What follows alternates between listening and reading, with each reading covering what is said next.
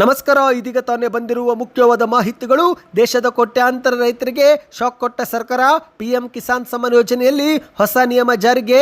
ಈ ಕೆಲಸ ಮಾಡಲಿಲ್ಲವೆಂದರೆ 6,000 ರೂಪಾಯಿ ಜಮೆ ಆಗೋದಿಲ್ಲ. ಮತ್ತೊಂದೆಡೆಯಲ್ಲಿ ಪ್ರಧಾನಿ ಮೋದಿಯವರು 12 ವರ್ಷಗಳಲ್ಲಿ ಮಹಿಳಾ ಮೀಸಲಾತಿ ಏಕೆ ಜಾರಿಗೆ ಮಾಡಲಿಲ್ಲ ಎಂದು ಸಿಎಂ ಸಿದ್ದರಾಮಯ್ಯನವರು ಪ್ರಶ್ನೆ ಮಾಡಿ ತಿರುಗೇಟು ಕೊಟ್ಟಿದ್ದಾರೆ. ವಿಡಿಯೋನ ಪೂರ್ತಿಯಾಗಿ ನೋಡಿ ಸ್ನೇಹಿತರೆ. ಇನ್ನು ರಾಜ್ಯದ ಮದ್ಯಪ್ರಿಯರಿಗೆ ಶಾಕ್ ಕೊಟ್ಟ ಕರ್ನಾಟಕ ಸರ್ಕಾರ. ಆಲ್ಕೋಹಾಲ್ನ ಪ್ರಮಾಣ ಆಧರಿಸಿ ಮದ್ಯದ ದರ ಏರಿಕೆ ಮಾಡಲಾಗಿದೆ. ಭಾರತದಲ್ಲೇ ಕರ್ನಾಟಕವೇ ಮೊದಲು. ಓಟಿ, ಒರಿಜಿನಲ್ ಚಾಯ್ಸ್, ಹೈವಾರ್ಡ್ ಸೇರಿದಂತೆ ಹಲವು ಬ್ರ್ಯಾಂಡ್ಗಳ ಬೆಲೆ ಭಾರಿ ಏರಿಕೆ ಮಾಡಲಾಗಿದೆ. ಇನ್ನು ಮತ್ತೊಂದೆಡೆಯಲ್ಲಿ ಇತ್ತೀಚೆಗೆ ಬೆಂಗಳೂರಿಗೆ ಬಂದಾಗ ಪ್ರಧಾನಿ ಮೋದಿಯವರು ಸಿದ್ದರಾಮಯ್ಯನವರ ಕಿವಿಯಲ್ಲಿ ಏನೋ ಮಾತನಾಡಿದ್ದು, ಈ ಬಗ್ಗೆ ಸ್ವತಃ ಸಿದ್ದರಾಮಯ್ಯನವರೇ ಉತ್ತರ ಕೊಟ್ಟಿದ್ದಾರೆ. ಏನು ಎಂಬುದನ್ನು ಕೂಡ ನೋಡೋಣ. ಮತ್ತೊಂದೆಡೆಯಲ್ಲಿ ರಾಜ್ಯದ ಸಣ್ಣ ಗುತ್ತಿಗೆದಾರರ ಹೋರಾಟಕ್ಕೆ ಕೊನೆಗೂ ಫಲ ಕೊಟ್ಟ ಸರ್ಕಾರ. 300 ಕೋಟಿ ರೂಪಾಯಿ ಹಣ ಬಾಕಿ ಬಿಡುಗಡೆ ಮಾಡಲಾಗಿದೆ. ಇದೇ ಮಧ್ಯೆ ಗೃಹಲಕ್ಷ್ಮಿಯರಿಗಾಗಿ 6,000 ಕೋಟಿ ಬಿಡುಗಡೆ ಮಾಡಲಾಗಿದೆ. ನಿಮ್ಮ ಬ್ಯಾಂಕ್ ಖಾತೆಗೆ ಗೃಹಲಕ್ಷ್ಮಿ ಯೋಜನೆ ಹಣ ಜಮೆ ಆಗಿಲ್ವಾ? ಹಾಗಾದ್ರೆ ವಿಡಿಯೋ ಪೂರ್ತಿಯಾಗಿ ನೋಡಿ ಸ್ನೇಹಿತರೆ. ಗೃಹಲಕ್ಷ್ಮಿ ಯೋಜನೆ ಕುರಿತಂತೆ ಒಂದು ಶಾಕಿಂಗ್ ಮಾಹಿತಿಯೂ ಕೂಡ ನೋಡೋಣ. ವಿಡಿಯೋ ಶುರು ಮಾಡೋಕ್ಕಿಂತ ಮೊದಲು ನೀವು ಸುದ್ದಿ9 ಯೂಟ್ಯೂಬ್ ಚಾನೆಲ್ಗೆ ಮೊದಲು ಬಾರಿ ಭೇಟಿ ನೀಡುತ್ತಿದ್ರೆ ದಯವಿಟ್ಟು ಸಬ್ಸ್ಕ್ರೈಬ್ ಮಾಡಿಕೊಳ್ಳಿ. ಪಕ್ಕದಲ್ಲಿ ಕಾಣಿಸೋ ಬೆಲ್ ಕೂಡ ಒತ್ತಿ. ಇದರಿಂದ ರಾಜ್ಯದ ಮಾಹಿತಿಗಳು ನಿಮಗೆ ಸಿಗುತ್ತಿರುತ್ತವೆ. ದಯವಿಟ್ಟು ವಿಡಿಯೋಗೆ ಲೈಕ್ ಮಾಡಿ ಮತ್ತು ವಿಡಿಯೋ ಪೂರ್ತಿಯಾಗಿ ನೋಡಿ. ಬನ್ನಿ ಸ್ನೇಹಿತರೆ, ಎಲ್ಲ ಮಾಹಿತಿಗಳನ್ನು ಡೀಟೇಲ್ ಆಗಿ ನೋಡೋಣ. ನೀವು ಕೂಡ ರೈತರಾಗಿದ್ದು ಪಿಎಂ ಕಿಸಾನ್ ಸಮ್ಮಾನ್ ನಿಧಿ ಯೋಜನೆಯ ಫಲಾನುಭವಿಗಳಾಗಿದ್ದರೆ ಇತ್ತೀಚೆಗೆ ಫೆಬ್ರವರಿಯಲ್ಲಿ ಬಿಡುಗಡೆ ಮಾಡಲಾಗಿರುವ 22ನೇ ಕಂತು ನಿಮ್ಮ ಬ್ಯಾಂಕ್ ಖಾತೆಗೆ ಜಮಾ ಆಯ್ತಾ? ಕಮೆಂಟ್ ಮಾಡಿ. ಹೌದು ಸ್ನೇಹಿತರೆ, ಇದೀಗ ಕೇಂದ್ರ ಸರ್ಕಾರದಿಂದ ಪಿಎಂ ಕಿಸಾನ್ ಸಮ್ಮಾನ್ ನಿಧಿ ಯೋಜನೆ ಕುರಿತಂತೆ ಒಂದು ದೊಡ್ಡ ನಿಯಮ ಜಾರಿಗೆ ಮಾಡಲಾಗ್ತಾ ಇದೆ. ಹೌದು, ಇನ್ನು ಮುಂದೆ ಸಾಕಷ್ಟು ರೈತರಿಗೆ 2,000 ರೂಪಾಯಿ ಜಮೆ ಆಗದೇ ಇರಬಹುದು. ಹೌದು ಗೆಳೆಯರೆ, ಪ್ರಧಾನ ಮಂತ್ರಿ ಕಿಸಾನ್ ಸಮ್ಮಾನ್ ನಿಧಿ ಯೋಜನೆಯ ಫಲಾನುಭವಿಗಳಿಗೆ ಕೇಂದ್ರ ಸರ್ಕಾರ ಮಹತ್ವದ ಸೂಚನೆ ಕೊಟ್ಟಿದೆ. ಇನ್ನು ಮುಂದೆ ಈ ಯೋಜನೆಯ ಮುಂದಿನ ಕಂತಿನ ಹಣ ಪಡೆದುಕೊಳ್ಳಬೇಕಂದ್ರೆ ರೈತರು ಕಡ್ಡಾಯವಾಗಿ ಕೇಂದ್ರದ ರೈತ ಗುರುತಿನ ಚೀಟಿಯನ್ನ ಪಡೆದುಕೊಳ್ಳಬೇಕು. ಹೌದು, ಈ ಹೊಸ ನಿಯಮ ಈಗ ಜಾರಿಗೆ ಮಾಡಲಾಗಿದೆ. ಈ ನಿಯಮ ಪಾಲಿಸದಿದ್ರೆ ನಿಮ್ಮ ಬ್ಯಾಂಕ್ ಖಾತೆಗೆ ಬರುತ್ತಿದ್ದಂತ 2,000 ರೂಪಾಯಿಗೆ ಬ್ರೇಕ್ ಬೀಳುತ್ತೆ. ಹೌದು, ಕರ್ನಾಟಕ ಸೇರಿದಂತೆ ಆಂಧ್ರ ಪ್ರದೇಶ, ಅಸ್ಸಾಂ, ಬಿಹಾರ್, ಗುಜರಾತ್, ಮಹಾರಾಷ್ಟ್ರ, ತಮಿಳುನಾಡು ಮತ್ತು ಉತ್ತರ ಪ್ರದೇಶ ಸೇರಿದಂತೆ ಸುಮಾರು ದೇಶದ 14ಕ್ಕೂ ಹೆಚ್ಚು ರಾಜ್ಯಗಳಿಗೆ ರೈತರ ಐಡಿ ನೋಂದಣಿ ಕಡ್ಡಾಯ ಮಾಡಲಾಗಿದೆ. ಸ್ನೇಹಿತರೆ, ಈ ಮೊದಲು ಕರ್ನಾಟಕದ ಹೆಸರು ಇದ್ದಿದ್ದಿಲ್ಲ, ಆದರೆ ಈಗ ಈ ಪಟ್ಟಿಯಲ್ಲಿ ಕರ್ನಾಟಕ ರೈತರನ್ನು ಕೂಡ ಸೇರಿಸಲಾಗಿದೆ. ಹೌದು, ಅರ್ಜಿ ಸಲ್ಲಿಕೆ ಮಾಡಿ ರೈತರು ಕೇಂದ್ರ ಸರ್ಕಾರದಿಂದ ಫಾರ್ಮರ್ ಐಡಿಯನ್ನು ಪಡೆದುಕೊಳ್ಳಬೇಕು. ಸ್ನೇಹಿತರೆ, ಆನ್ಲೈನ್ ಮೂಲಕ ರೈತರು ವಿಶಿಷ್ಟ ಡಿಜಿಟಲ್ ಗುರುತಿನ ಸಂಖ್ಯೆ ಪಡೆದುಕೊಳ್ಳಬೇಕು. ಹೌದು, ರೈತರ ಭೂಮಿಯ ದಾಖಲೆಗಳು, ಬೆಳೆಗಳ ವಿವರ, ಆಧಾರ್ ಕಾರ್ಡ್ ಸಂಖ್ಯೆ, ಬ್ಯಾಂಕ್ ಖಾತೆ ಮಾಹಿತಿ ಸೇರಿದಂತೆ ಇತರೆ ರೈತರ ಮಾಹಿತಿಗಳನ್ನು ಡಿಜಿಟಲ್ ರೂಪದಲ್ಲಿ ಸಂಗ್ರಹಿಸಲಾಗುತ್ತೆ. ಇದರಿಂದ ಸರ್ಕಾರಿ ಯೋಜನೆಗಳು ನೇರವಾಗಿ ರೈತರಿಗೆ ತಲುಪಲು ಸುಲಭವಾಗುತ್ತೆ ಎಂದು ಕೇಂದ್ರ ಸರ್ಕಾರ ಹೇಳಿದೆ. ಸ್ನೇಹಿತರೆ, ಇನ್ನು ಈ ಕಾರ್ಡ್ ನಂಬರ್ ಅನ್ನ ಹೇಗೆ ಪಡೆದುಕೊಳ್ಳಬೇಕು? ಹೌದು, ಹತ್ತಿರದ ಕೃಷಿ ಇಲಾಖೆ ಅಥವಾ ನೀವು ಕೇಂದ್ರ ಸರ್ಕಾರದ ಅಗ್ರಿ ಸ್ಟಾಕ್ ಪೋರ್ಟಲ್ಗೆ ಭೇಟಿ ಕೊಟ್ಟು ನೋಂದಣಿ ಮಾಡಿಕೊಳ್ಳಬಹುದು ಸ್ನೇಹಿತರೆ. ಅಥವಾ ಹತ್ತಿರದ ಕಂಪ್ಯೂಟರ್ ಇಂಟರ್ನೆಟ್ ಶಾಪ್ಗೆ ಭೇಟಿ ಕೊಟ್ಟು ಅರ್ಜಿಯನ್ನು ಹಾಕಬಹುದು. ಅಂದಹಾಗೆ ಸ್ನೇಹಿತರೆ, ಪಿಎಂ ಕಿಸಾನ್ ಸಮ್ಮಾನ್ ನಿಧಿ ಯೋಜನೆಯಲ್ಲಿ ಇದುವರೆಗೆ 22 ಕಂತು ಜಮೆ ಮಾಡಲಾಗಿದ್ದು, ಈಗ 23ನೇ ಕಂತು ಜೂನ್ ಅಥವಾ ಜುಲೈ ತಿಂಗಳ ವೇಳೆಯಲ್ಲಿ ಬಿಡುಗಡೆ ಆಗುವ ನಿರೀಕ್ಷೆ ಇದೆ. ಹಾಗಾಗಿ ಈ ಹಣ ಬಿಡುಗಡೆ ಆಗುವ ಮೊದಲು ರೈತರು ಈ KYC ಪ್ರಕ್ರಿಯೆ ಜೊತೆಗೆ ಐಡಿ ನಂಬರ್ ಅನ್ನು ಪಡೆದುಕೊಳ್ಳುವುದು ಅವಶ್ಯಕವಾಗಿದೆ. ಈ ಬಗ್ಗೆ ಇನ್ನಷ್ಟು ಮಾಹಿತಿ ಬೇಕಂದ್ರೆ ಕಮೆಂಟ್ ನಲ್ಲಿ ಪಿಎಂ ಕಿಸಾನ್ ಎಂದು ಕಮೆಂಟ್ ಮಾಡಿ. ಬನ್ನಿ ಎರಡನೇ ಮಾಹಿತಿಗೆ ಹೋಗೋಣ.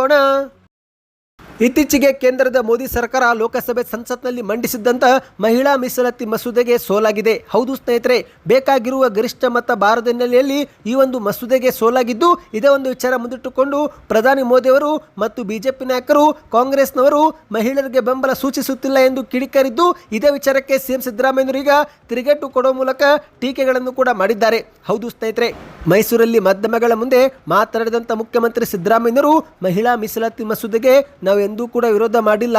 ಇನ್ನು ಪ್ರಧಾನಿ ಮೋದಿಯವರು 12 ವರ್ಷಗಳಲ್ಲಿ ಮಹಿಳಾ ಮೀಸಲಾತಿ ಏಕೆ ಜಾರಿಗೆ ಮಾಡಲಿಲ್ಲ ಎಂದು ಪ್ರಶ್ನೆ ಮಾಡಿದ್ದಾರೆ. ಹೌದು, ಅಧಿಕಾರಕ್ಕೆ ಬಂದು 12 ವರ್ಷಗಳಲ್ಲಿ ಪ್ರಧಾನಿ ಮೋದಿಯವರು ಮಹಿಳಾ ಮೀಸಲಾತಿ ಏಕೆ ಜಾರಿಗೆ ಮಾಡಲಿಲ್ಲ?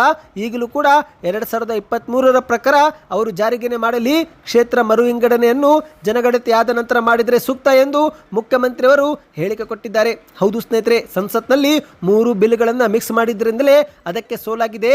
ಕೇವಲ ಮಹಿಳಾ ಮೀಸಲಾತಿ ಮಸೂದೆ ಮಾತ್ರ ಅಂಗೀಕಾರ ಮಾಡಿದ್ರೆ ನಾವು ವಿರೋಧ ವ್ಯಕ್ತಪಡಿಸುತ್ತಿರಲಿಲ್ಲ.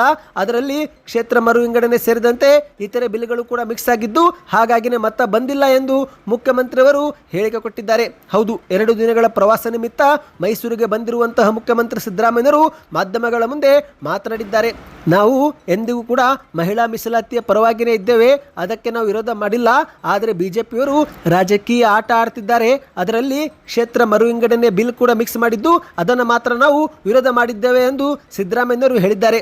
ಗ್ಯಾರಂಟಿಗಳನ್ನು ಎಲ್ಲ ಪಕ್ಷಗಳು ಈಗ ತಮ್ಮ ಪ್ರಣಾಳಿಕೆಯಲ್ಲಿ ನೀಡುತ್ತಿದ್ದಾರೆ. 2023ರಲ್ಲಿ ಪ್ರಧಾನಿ ಮೋದಿಯವರು ನಮ್ಮ ಗ್ಯಾರಂಟಿ ಬಗ್ಗೆ ವಿರೋಧ ಮಾಡಿದ್ರು, ಆದರೆ ಈಗ ಸ್ವತಃ ಬಿಜೆಪಿಯವರೇ ನಮ್ಮದೇ ಗ್ಯಾರಂಟಿ ರೀತಿಯಲ್ಲಿ ಇತರೆ ರಾಜ್ಯಗಳಲ್ಲಿ ಪ್ರಣಾಳಿಕೆಯಲ್ಲಿ ಘೋಷಣೆ ಮಾಡ್ತಿದ್ದಾರೆ ಎಂದು ಸಿದ್ದರಾಮಯ್ಯರು ಹೇಳಿದ್ದಾರೆ. ಅಂದಹಾಗೆ ಸ್ನೇಹಿತರೆ, ಇತ್ತೀಚೆಗೆ ಬೆಂಗಳೂರಿಗೆ ಬಂದಂಥ ಮೋದಿಯವರು ಮುಖ್ಯಮಂತ್ರಿಯವರ ಕಿವಿಯಲ್ಲಿ ಒಂದೇನೋ ಮಾತನಾಡಿದ್ದು, ಈ ಬಗ್ಗೆ ರಾಜ್ಯದಂತ ಏನು ಮಾತನಾಡಿರಬಹುದು ಎಂಬ ಒಂದು ಕುತೂಹಲ ಇತ್ತು. ಸದ್ಯ ಮುಖ್ಯಮಂತ್ರಿ ಸಿದ್ದರಾಮಯ್ಯರು ಅದೇನು ಎಂಬುದನ್ನು ಕೂಡ ಮಾಧ್ಯಮಗಳ ಮುಂದೆ ತಿಳಿಸಿದ್ದಾರೆ. ಹೌದು, ಪ್ರಧಾನಿ ಮೋದಿಯವರು ಸಿದ್ದರಾಮಯ್ಯರ ಕಿವಿಯಲ್ಲಿ ಮಹಿಳಾ ಮೀಸಲಾತಿ ಬಗ್ಗೆ ನಿಮ್ಮ ನಿಲುವೇನು ಎಂದು ಕೇಳಿದ್ರು. ಆಗ ನಾನು ಅದಕ್ಕೆ ಮಹಿಳಾ ಮೀಸಲಾತಿ ನಾವು ಪರವಾಗಿದ್ದೇವೆ ಎಂದು ಹೇಳಿದೆ ಎಂದು ಸಿದ್ದರಾಮಯ್ಯರು ಹೇಳಿಕೆ ಕೊಟ್ಟಿದ್ದಾರೆ. ಬನ್ನಿ ಮತ್ತೊಂದು ಮಾಹಿತಿಗೆ ಹೋಗೋಣ. ಇಡೀ ಭಾರತದಲ್ಲೇ ಮೊದಲ ಬಾರಿಗೆ ಮದ್ಯದಲ್ಲಿನ ಆಲ್ಕೋಹಾಲ್ ಪ್ರಮಾಣ ಆಧರಿಸಿ ಸುಂಕ ವಿಧಿಸುವಂತಹ ನೂತನ ನಿಯಮ ಜಾರಿಗೊಳಿಸಿರುವ ರಾಜ್ಯ ಸರ್ಕಾರ ಈಗ ಒಂದು ಅಧಿಸೂಚನೆಯೂ ಕೂಡ ಹೊರಡಿಸಿದೆ. ಹೌದು ಸ್ನೇಹಿತರೆ, ಯುರೋಪ್, ಆಸ್ಟ್ರೇಲಿಯಾದಲ್ಲಿ ಮಾತ್ರ ಚಾಲ್ತಿರುವಂತಹ ಈ ಒಂದು ವ್ಯವಸ್ಥೆ ಈಗ ಕರ್ನಾಟಕದಲ್ಲೂ ಕೂಡ ಜಾರಿಗೆ ಮಾಡಲು ಕಾಂಗ್ರೆಸ್ ಸರ್ಕಾರ ಮುಂದಾಗಿದೆ. ಇದೇ ಒಂದು ಹಿನ್ನೆಲೆಯಲ್ಲಿ ಶೀಘ್ರವೇ ಮದ್ಯದ ಬೆಲೆಯಲ್ಲಿ ಮತ್ತೊಮ್ಮೆ ಏರಿಕೆ ಆಗಲಿದೆ. ಹೌದು ಸ್ನೇಹಿತರೆ, ಒಂದು ಶಾಕಿಂಗ್ ಮಾಹಿತಿ ಏನೆಂದರೆ, ಬಡವರು ಕುಡಿಯುವ ಮದ್ಯದ ಬೆಲೆ ಏರಿಕೆ ಆದರೆ ಶ್ರೀಮಂತರು ಕುಡಿಯುವ ಮದ್ಯದ ಬೆಲೆ ಇಳಿಕೆ ಆಗ್ತಾ ಇದೆ. ಅಂದಹಾಗೆ ಸ್ನೇಹಿತರೆ, ಈಗಾಗಲೇ ಪ್ರತಿನಿತ್ಯ ಗೃಹ ಬಳಕೆ ವಸ್ತುಗಳ ಬೆಲೆ ಏರಿಕೆ ಆಗಿದ್ದರಿಂದಲೇ ಜನಸಾಮಾನ್ಯರು ತತ್ತರಿಸಿ ಹೋಗಿದ್ದು, ಇಂತಹ ಸಮಯದಲ್ಲಿ ಸರ್ಕಾರ ಮತ್ತೊಂದು ಶಾಕ್ ನೀಡಿದೆ. ಅಂದಹಾಗೆ ನೀರಿನ ಬಿಲ್ ಏರಿಕೆ ಮಾಡಿದ್ದಾಯಿತು, ವಿದ್ಯುತ್ ದರವೂ ಕೂಡ ಈಗ ಏರಿಕೆ ಮಾಡಿದ್ದಾಯಿತು. ಇದೀಗ ಬಡ ಹಾಗೂ ಸಾಮಾನ್ಯ ವರ್ಗದ ಜನರು ಹೆಚ್ಚಾಗಿ ಸೇವಿಸುವ ಮದ್ಯದ ದರವೂ ಕೂಡ ಏರಿಕೆ ಮಾಡಲು ಸರ್ಕಾರ ಮುಂದಾಗಿದೆ. ಮುಂದಿನ ವಾರದಿಂದಲೇ ಈ ಒಂದು ಹೊಸ ದರಗಳು ಜಾರಿಗೆ ಬರುವ ಸಾಧ್ಯತೆ ಇದೆ. ಹೌದು, ಇತ್ತೀಚೆಗೆ ಮುಖ್ಯಮಂತ್ರಿಯವರು ಬಜೆಟ್ನಲ್ಲಿ ಘೋಷಣೆ ಮಾಡಿದಂತೆ ರಾಜ್ಯದ ಆದಾಯವನ್ನು ಹೆಚ್ಚಿಗೆ ಮಾಡುವ ಉದ್ದೇಶದಿಂದ ಮದ್ಯದ ಮೇಲೆ ಹೊಸ ತೆರಿಗೆ ವ್ಯವಸ್ಥೆ ಜಾರಿಗೊಳಿಸಲಾಗ್ತಾ ಇದೆ. ಈ ಒಂದು ಹೊಸ ವ್ಯವಸ್ಥೆ ಅಡಿಯಲ್ಲಿ ಮದ್ಯದಲ್ಲಿರುವ ಆಲ್ಕೋಹಾಲ್ ಪ್ರಮಾಣ ಆಧರಿಸಿ ತೆರಿಗೆ ವಿಧಿಸಲಾಗುತ್ತೆ ಸ್ನೇಹಿತರೆ. ಇದರಿಂದ ಜನಸಾಮಾನ್ಯರು ಹೆಚ್ಚಾಗಿ ಬಳಸುವ ಮಧ್ಯಮ ಬೆಲೆಯ ಎಕನಾಮಿ ಬ್ರ್ಯಾಂಡ್ಗಳ ಬೆಲೆ ಏರಿಕೆ ಆಗುವುದು ಖಚಿತವಾಗಿದೆ. ಹೌದು, ಮಾರುಕಟ್ಟೆಯಲ್ಲಿ ಹೆಚ್ಚು ಮಾರಾಟವಾಗುವ ಬ್ರ್ಯಾಂಡ್ಗಳ ಬೆಲೆಗಳಲ್ಲಿ ಸುಮಾರು 10 ರೂಪಾಯಿಂದ 25 ರೂಪಾಯಿವರೆಗೆ ಏರಿಕೆ ಆಗುವ ನಿರೀಕ್ಷೆ ಇದೆ.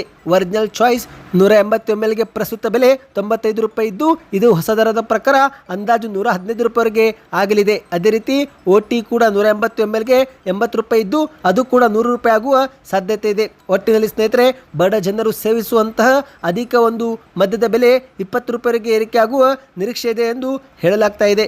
ಈ ಬಗ್ಗೆ ನಿಮ್ಮ ಅನಿಸಿಕೆಯನ್ನು ಕಮೆಂಟ್ ಮಾಡಿ. ಬನ್ನಿ ಮತ್ತೊಂದು ಮಾಹಿತಿಗೆ ಹೋಗೋಣ. ರಾಜ್ಯದ ಸಣ್ಣ ಗುತ್ತಿಗೆದಾರರ ದೀರ್ಘಕಾಲದ ಹೋರಾಟಕ್ಕೆ ಕೊನೆಗೂ ಫಲ ಸಿಕ್ಕಿದೆ. ಬಾಕಿ ಬಿಲ್ ಪಾವತಿಸುವಂತೆ ಒತ್ತಾಯಿಸಿ ನಡೆದಂಥ ಹಲವು ಪ್ರತಿಭಟನೆಗಳ ಹಿನ್ನೆಲೆಯಲ್ಲಿ ಈಗ ರಾಜ್ಯ ಸರ್ಕಾರ ಕೊನೆಗೂ ಸಣ್ಣ ಕಾಮಗಾರಿಗಳ ಬಾಕಿ ಬಿಲ್ ಪಾವತಿಗಾಗಿ 300 ಕೋಟಿ ರೂಪಾಯಿ ಹಣ ಬಿಡುಗಡೆ ಮಾಡಿದೆ. ಹೌದು, ಈ ಒಂದು ಹಿಂದೆ ಮಾರ್ಚ್ ತಿಂಗಳಲ್ಲಿ ಸರ್ಕಾರ 2,000 ಕೋಟಿ ಬಿಡುಗಡೆ ಮಾಡಿತ್ತು.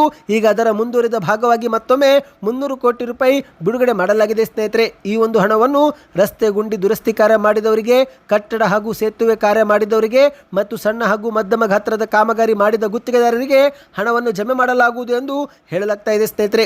ಒಟ್ಟು 300 ಕೋಟಿ ರೂಪಾಯಿ ಈಗ ಬಿಡುಗಡೆ ಮಾಡಲಾಗಿದೆ. ಮಾಹಿತಿಯ ಪ್ರಕಾರ 4,000 ಗುತ್ತಿಗೆದಾರರಿಗೆ ಈ ಒಂದು ಹಣದಿಂದ ಅನುಕೂಲವಾಗಲಿದೆ.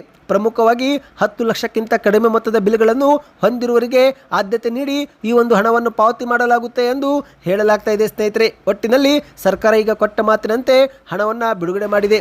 ಬನ್ನಿ ಇದೀಗ ಕೊನೆಯ ಮಾಹಿತಿಗೆ ಹೋಗೋಣ. ನೀವು ಕೂಡ ಗೃಹಲಕ್ಷ್ಮಿ ಯೋಜನೆ ಫಲಾನುಭವಿಗಳಾಗಿದ್ದರೆ ಏಪ್ರಿಲ್ ತಿಂಗಳಲ್ಲಿ 2,000 ರೂಪಾಯಿ ಜಮಾವಾಯ್ತಾ? ಕಮೆಂಟ್ ಮಾಡಿ. ಹೌದು, ಸಾಕಷ್ಟು ರೈತರಿಗೆ ಬಾಕಿ ಕಂತುಗಳು ಜಮೆ ಆಗುವುದು ಶುರುವಾಗಿದೆ. ಒಂದು ಕಡೆಯಲ್ಲಿ ಮಹಿಳೆಯರಿಗೆ 2,000 ರೂಪಾಯಿ ಜಮೆ ಆಗುತ್ತಿದ್ರೆ, ಮತ್ತೊಂದೆಡೆಯಲ್ಲಿ ಸರ್ಕಾರಿ ನೌಕರರ ಸಂಬಳ ಇನ್ನು ಜಮಾ ಆಗಿಲ್ಲ ಎಂಬ ಒಂದು ಆತಂಕಕಾರಿ ಮಾಹಿತಿ ಹೊರಬಿದ್ದಿದೆ. ಹೌದು, ಕ್ಯಾಲೆಂಡರ್ನ ಪುಟಗಳು ಉರುಳುತ್ತಿವೆ. ಹೊಸ ಆರ್ಥಿಕ ವರ್ಷವೂ ಕೂಡ ಆರಂಭವಾಗಿದೆ. ಆದರೆ ರಾಜ್ಯದ ಲಕ್ಷಾಂತರ ಸರ್ಕಾರಿ ನೌಕರರ ಬ್ಯಾಂಕ್ ಖಾತೆಗಳಿಗೆ ಇನ್ನೂ ಕೂಡ ಸಂಬಳ ಜಮಾವಾಗಿಲ್ಲವಂತೆ.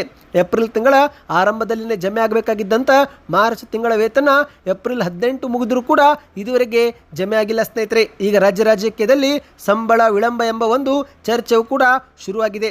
ಮಾಹಿತಿಯ ಪ್ರಕಾರ ಆದಾಯ ಇಲಾಖೆ, ಶಿಕ್ಷಣ ಇಲಾಖೆ, ಪೊಲೀಸ್ ಇಲಾಖೆ ಸೇರಿದಂತೆ ಹಲವು ಇಲಾಖೆಯ ನೌಕರರಿಗೆ ಇನ್ನೂ ಕೂಡ ವೇತನ ಜಮಾವಾಗಿಲ್ಲ. ಇನ್ನು ಮಾಹಿತಿಯ ಪ್ರಕಾರ ಸರ್ಕಾರದ ಸ್ಪಷ್ಟನೆ ನೋಡುವುದಾದರೆ ತಾಂತ್ರಿಕ ಮತ್ತು ಆಡಳಿತಾತ್ಮಕ ಅಡೆತಡೆಯಿಂದ ಹಣ ಜಮಾ ಆಗುವುದು ವಿಳಂಬವಾಗಿದೆ ಅಂತೆ. ಹೌದು, ಹಣಕಾಸು ಇಲಾಖೆಯ ಪ್ರಕಾರ ಹೊಸ ಆರ್ಥಿಕ ವರ್ಷದ ಆರಂಭದಲ್ಲಿ ಸಾಫ್ಟ್ವೇರ್ ಅಪ್ಡೇಟ್ ಮತ್ತು ಬಜೆಟ್ ಹಂಚಿಕೆಯ ಪ್ರಕ್ರಿಯೆಗಳಿಂದ ಇದು ವಿಳಂಬವಾಗಿದೆ.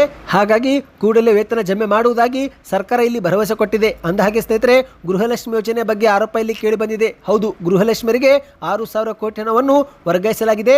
ಹಾಗಾಗಿನೇ ನೌಕರರಿಗೆ ಸಂಬಳ ನೀಡಲು ಸರ್ಕಾರದ ಬಳಿ ದುಡ್ಡಿನ ಸಮಸ್ಯೆ ಆಗಿದೆ ಎಂಬ ಆರೋಪ ಕೇಳಿ ಬಂದಿದ್ದು, ಇದೇ ಆರೋಪಕ್ಕೆ ಹಣಕಾಸು ಇಲಾಖೆಯ ಪ್ರಧಾನ ಕಾರ್ಯದರ್ಶಿ ರಿತೇಶ್ ಕುಮಾರ್ ಸಿಂಗ್ ಎನ್ನುವರು ಪ್ರತಿಕ್ರಿಯಿಸಿ, ಗೃಹಲಕ್ಷ್ಮಿ ಯೋಜನೆಗೆ ಮೀಸಲಿಟ್ಟಿದ್ದಂಥ ಹಣವನ್ನೇ ನೀಡಲಾಗಿದೆ ಹೊರತು ಅಧಿಕಾರಿಗಳ ಸಂಬಳದ ಹಣವನ್ನು ಯಾರಿಗೂ ಕೂಡ ನೀಡಿಲ್ಲ.